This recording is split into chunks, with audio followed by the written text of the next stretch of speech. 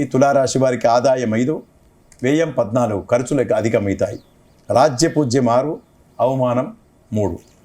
ఈ రాశి వారికి ఈ సంవత్సరం జూన్ వరకు కూడా చాలా విపరీతమైనటువంటి యోగకారకులు. స్థిరాస్తులు కొని ఉంటారు.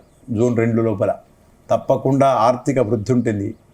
విలువగల వస్తువులను బంగారం, వజ్రాలు అటువంటిది కూడా వీడికి లాభమయ్యేటట్టుగా జూన్ 2 లోపల తప్పకుండా యోగ్యత ఏర్పడుతుంది. విద్యార్థులకు మంచి క్యాంపస్ రిక్రూట్మెంట్ అనుకోండి, వీసా లాంటివి సంప్రాప్తమవుతాయి. కుటుంబంలో చాలా మంచి పేరు ప్రతిష్టలు వచ్చేటట్టుగా ఉంటాయి. అన్ని రంగాల వారికి కూడా ఈ రాశి వారికి జూన్ 2 వరకు చాలా ఉన్నతమైనటువంటి పదవులను, సౌఖ్యాలను పొందుతారు.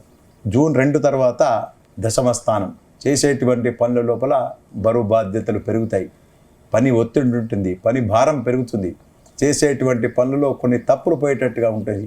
మాటలు పడేటట్టుగా, వ్యవహారాలలో కనబడేటట్టుగా ఉంటుంది. కనుక వీరు కాకపోతే శని 6 మెంట్ ఫర్ భూ సంబంధమైనటువంటి ఇళ్లకు సంబంధించినటువంటి 6వ స్థానం. తప్పకుండా ఇల్లు కొనడమో, స్థిరాస్తుల రంగం వారికి కానీ, ఈ రాశి వారికి అందరికి కూడా ఒక స్థిరాస్తులు మాత్రం తప్పనిసరిగా ఈ సంవత్సరం కూడా అప్పుడు కొనుక్కుంటే తప్పకుండా వాళ్ళకు యోగ్యత ఏర్పడుతుంది. దానికి ఆలోచించవలసినటువంటి పని ఉండదు.